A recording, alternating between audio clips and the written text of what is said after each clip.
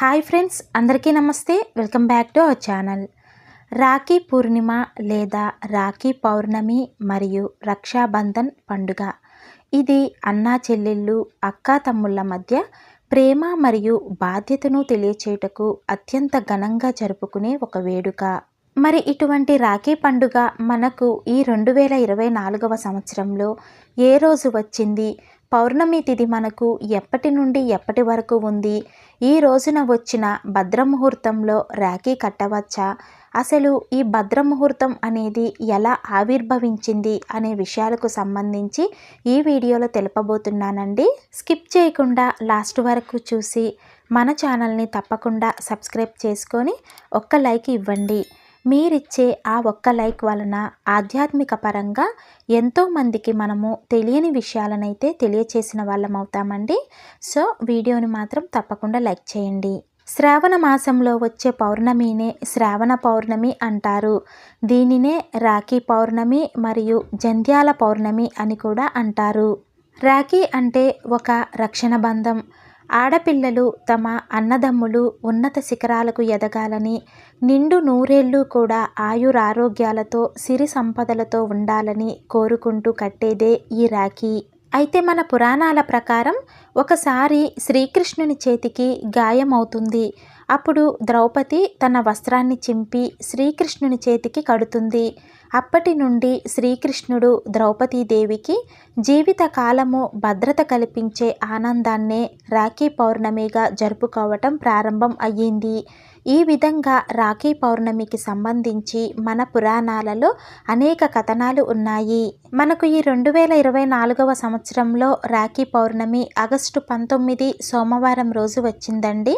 పౌర్ణమి తిథి ఆగస్టు 19వ తేదీ సోమవారము తెల్లవారుజామున 3:05 నుండి రాత్రి 11:55 వరకు మనకు పౌర్ణమి తిథి అయితే ఉంటుందండి. అలాగే భద్రముహూర్త సమయము ఆగస్టు 19వ తేదీ సోమవారము తెల్లవారుజామున 3:05 నుండి మధ్యాహ్నము 1:32 వరకు ఉంటుంది.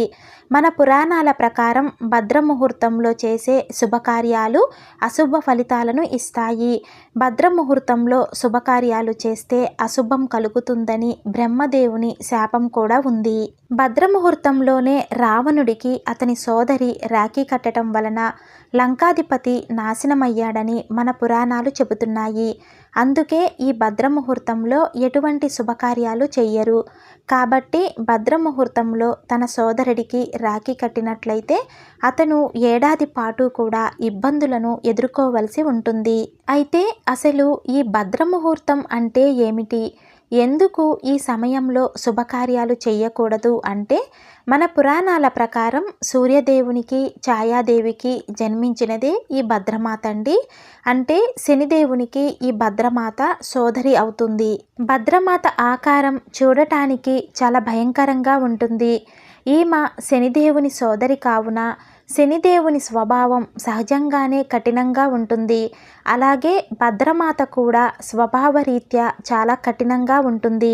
వీరి స్వభావాన్ని నియంత్రించటానికి బ్రహ్మ తన పంచాంగంలో విష్టికరణానికి స్థానం కల్పించాడు. అయితే ఒకసారి భద్రమాత సమస్త ప్రపంచాన్ని తన స్వరూపంగా మార్చుకునేందుకు ప్రయత్నించింది. ఇది గమనించిన బ్రహ్మదేవుడు 7వ కర్ణవిష్టిగా కర్ణాల్లో స్థానం కల్పించాడు. అయితే భద్రమాత 3 లోకాల్లోనూ ఉంటుంది. నిత్యము 3 లోకాలలో సంచరిస్తూ ఉంటుంది. భద్ర ఎక్కడ ఉంటే అక్కడ శుభకార్యాలనేవి అస్సలు జరగవు. అందుకే భద్రకాలంలో శుభకార్యాలను వాయిదా వేస్తారు. ఎందుకంటే ఆ సమయంలో ఏం చేసినా కూడా ఫలితం అనేది వ్యతిరేకంగా ఉంటుంది. మరి రాఖీ పౌర్ణమి రోజు రాఖీ కట్టవలసిన శుభ సమయాలు ఏమిటో ఇప్పుడు తెలుసుకుందామండి.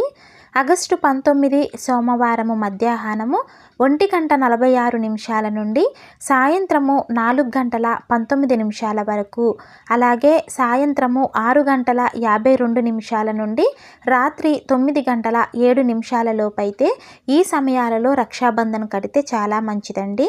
చూశారు కదండి, రాఖీ పౌర్ణమి రోజు రాఖీ ఏ సమయంలో కట్టాలి అనే విషయాల గురించి. ఈ వీడియో మీలో కొంతమందికైనా యూజ్ అవుతుంది అనుకుంటున్నానండి. వీడియో నచ్చితే కనుక తప్పకుండా లైక్ చేసి షేర్ చేయండి. ఇలాంటి మరిన్ని ఆధ్యాత్మిక వీడియోస్ కోసం మన ఛానల్ని అయితే తప్పకుండా సబ్స్క్రైబ్ చేసుకోండి. శ్రీమాత్రే నమః.